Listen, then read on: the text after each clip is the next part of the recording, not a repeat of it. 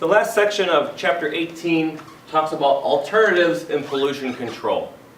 So we've discussed pretty much all of them, at least briefly, in the last video. We ended with a discussion of the Coase theorem. And so this alternative for pollution control says, we give the property rights to someone, and then let them bargain. And we're going to get the efficient outcome. That works for some problems, but certainly not all. Especially when bargaining costs are high, we can't just allow property rights and the free market to get us to a good solution. So what else is there? Well, we mentioned moral suasion. Sometimes this works, especially in small communities.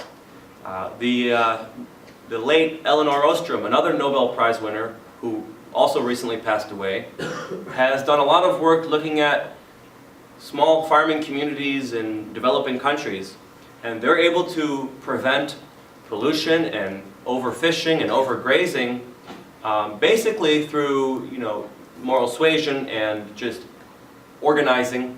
Maybe they have some laws, but a lot of them are informal, so you might call it moral suasion.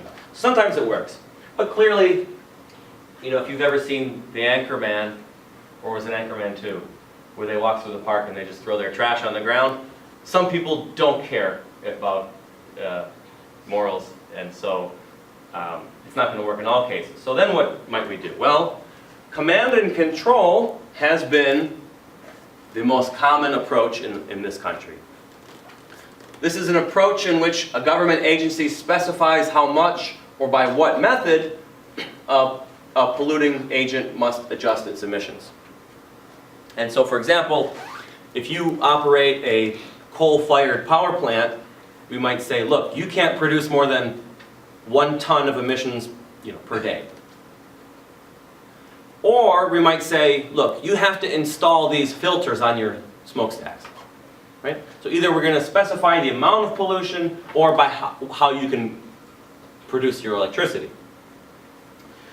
Generally, economists are critical, as it says here, and for 2 reasons. First, it's very costly. And also, it does not give polluters an incentive to explore their own technological solutions or to reduce pollution below that. So, first of all, why is it costly? Well, let's say you require all coal-fired power plants to reduce their emissions by 1 ton per day. For some of these power plants, it's really hard to do that, right? Because maybe they're old and they don't have good technology. So they really have to upgrade their technology a lot to do that. Whereas the new plants might have a relatively easy time doing that. They say, okay, sure, we'll just substitute in some better coal and we'll reduce our emissions that way. And so that could be a really easy solution for them. So the cost for one firm is really high, the cost for the other firm is really low. But what we care about usually is total pollution, right? It doesn't really matter where it comes from, only that the total level is lower. And so, for example, if we could get the new factory to reduce pollution by 2 tons, 2 tons per day, and the old factory keeps the same amount, we get the same outcome, right? But the cost would be much lower, perhaps. So this is one example why command and control is costly. Generally, one-size-fits-all policies result in these types of inefficiencies. And just a sort of related example, at the moment we're in a nice classroom, but my usual classroom in Dudley Moorhead Hall has an old central heating system. So in the wintertime, the university decides it's time to turn the heat on. So they turn the heat on, right? And it's all over campus. But some people don't want it hot, right? And some people do want it hot earlier. So you're not getting really fine-tuned benefits with the one-size-fits-all policy. It's slightly different here, but the idea of command and control being inefficient, is related to both of these. In many areas of life, not just pollution control. The other reason is it doesn't give polluters an incentive to explore any technological improvements or reduce pollution beyond what they're mandated to do. Whereas some other policies would, in particular the marketable permit policy. So we'll talk about that in a moment. Well, in fact, let's skip ahead right to the market permit approach. So this falls under the heading of incentive approaches. So there are two. One is taxes, and two is permits. Let's talk about permits first, because we're talking about how command and control does not give polluters an incentive to reduce pollution, but a marketable pollution permit does. So how does this work? Let me give you an example from California. So California is the only state in the country that has a permit system, a cap-and-trade system you might have heard about. You also might have heard about the Kyoto Protocol. This was the example discussed at the beginning of the chapter. So I would encourage you to read that. Kyoto Protocol requires countries, if you sign on to it, to reduce your carbon emissions to 1990 levels, actually slightly less than 1990 levels. And so for most countries that means you're going to have to lower your carbon emissions. Now the United States hasn't signed it. It's, I think, the only advanced economy that hasn't agreed to do that. So originally Bill Clinton signed it, but then the Senate didn't ratify it, and then the next president hasn't, and so far we're not on it. But California has taken the lead and said we're going to basically implement our own, California is going to sign on to it. Now we haven't literally signed it, but we have in 2006 passed called the Global Warming Solutions Act. And that requires California to reduce their carbon emissions to 1990 levels by 2020. And we're almost at 2020, right? We're only 6 years away as of the time this video is recording. And so a year ago, on January 1st, so about a year and a half ago now, California implemented a cap-and-trade program. And what this means is as follows. All large firms that produce more than a certain level of carbon emissions are given permits. You're allowed to produce, say, 1 ton of carbon per day. And you're allowed to pollute 2 tons of carbon today because you're bigger. So these are given out, basically for free. And if you want to exceed your permit, you have to buy another permit. Where are you going to buy it from? Because the government doesn't issue any more than a certain amount. So where do you buy it from? Each other, exactly. So that's the idea behind cap and trade. First, you set a cap on the total emissions. You allocate permits to everyone, and then you allow them to trade with each other. So if there's a firm, like this, we had this old firm, new firm example a moment ago. If there's a firm that finds it very hard to reduce pollution, they can buy permits and then keep polluting. Whereas then the other firms will reduce their pollution. But not only that, it gives firms an incentive to reduce their pollution even more. Why? Because then they can sell more of their permits. So if you're a firm and it's very easy for you to reduce your pollution, you'll reduce it as much as you can so that you'll have leftover permits to sell. And so that is one of the beauties of the cap-and-trade system. Now, one of the challenges with the cap-and-trade system is it's not easy to implement. You have to monitor pollution carefully. It's not always easy to monitor. And there are other ways in which it's not simple to administer.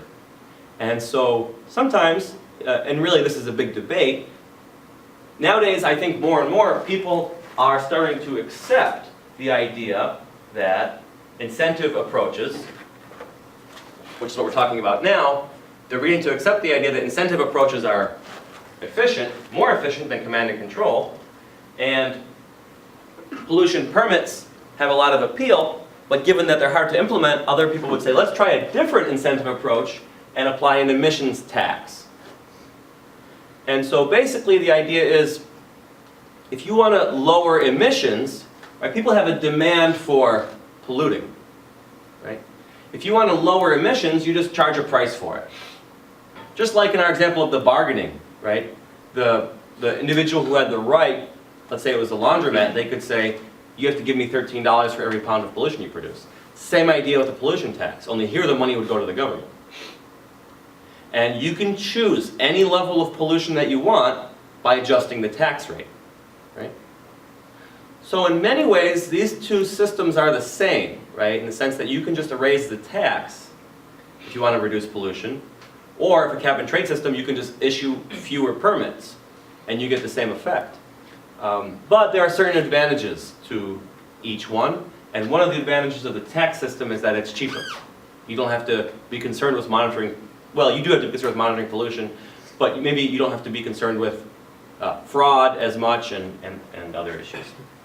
So these are the nitty-gritty details, but the main idea for you to take away is, there's moral suasion, there's command and control, and then there are incentive approaches. And within incentive approaches, there are both taxes and permits.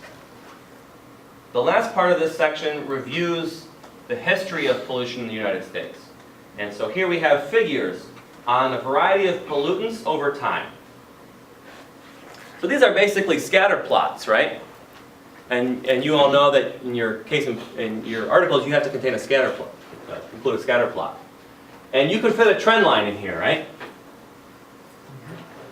Or here. And you could, so then estimate. Okay, we don't know in 2015 what pollution is going to be. But if we estimate this line, we could predict that pollution is going to be really low. Right? And so this has been really good for the environment. That since 1975, we've seen carbon monoxide, sulfur dioxide fall quite a bit. The 1970s were really the period when environmental regulation came into being. In the United States, and even in countries like India. It was sort of the birth, in some ways, of the modern environmental movement. And so part of the reason for the reduction are the regulations. But it's difficult to disentangle the effects. Because remember, we had these fallacy of false cause, right? Another issue is people have been buying better cars, right? As income goes up, people demand better cars. And so carbon monoxide is falling partly as a result of that, right? More fuel-efficient cars. So partly it's a result of the fact that income has been growing over time. Right? But then there's a further complicating factor that when people's income goes up, they demand more regulation because they want the environment to be clean. So it's very difficult to disentangle all the effects of what has really caused this to go down. That's hard to say. But we do know that it has gone down. Some of them more than others. For example, ozone hasn't really. And I believe carbon emissions, I don't have a figure. Let me see if I have a figure. I don't have one on carbon emissions. So I can't tell you right now. So that's some good news. Not all pollutants have gone down a lot, but generally the environment has improved, especially in areas like Los Angeles. Well, this is a picture of Singapore, but in the 1970s in Los Angeles, you had similar pictures, right? Gridlock. And not only that, the cars were really dirty. They didn't have catalytic converters, many of them, and they just polluted tons of... So you could look at a picture of Los Angeles in the 70s and you would just see smog. That imposed a big cost, right? People were dying prematurely, getting asthma, losing work days. It was very costly. But it's improved a lot since then. This case in point article is not about pollution necessarily, it's about road pricing. But it's related to pollution in two ways. First of all, it illustrates the type of incentive approach that economists advocate in the case of the environment. Only here, it's for transportation. So when you go on the highway and it's gridlock, that's costly for you, right? You waste time in traffic. So one thing that we can do, and that we've actually seen in California, and I think in the East Bay, they have a express lane, right? And the toll changes throughout the day, doesn't it? Has anyone ever driven on that one here? Which one? It's an express lane on, I think, 580, and the toll, it's a toll express lane, you have to pay for it. But the toll varies. Oh, it's coming from 680, right? 680, you're right, it's 680. 680. So if it's gridlock, the toll is high. But if there's no one on the road, or hardly anyone on the road, the toll is really low. And so that's the example, that's the same type of thing that goes on in Singapore. When the traffic is high, the price of using the road goes up. And they have these electronic sensors in their car, just like we have here, that charge them the toll. But when gridlock is low, or the traffic is low, the price is low. And so road pricing eliminates gridlock. And that can really lead to huge benefits in the sense of time savings. But it also leads to benefits in terms of pollution. And this is a secondary issue in many cases. But considering we're talking about the environment now, these cars are just sitting here polluting. If we could get them where they're going faster, there would be less pollution. So road pricing not only can work to get people where they're going faster, but it can also reduce pollution. So economists are really in favor of policies like road pricing, And we're very happy to see that they're starting to be implemented. And we hope that more of that will go on in the future. Well, that's the end of this lecture and also the end of this course. So I hope you enjoyed it, and good luck on the final.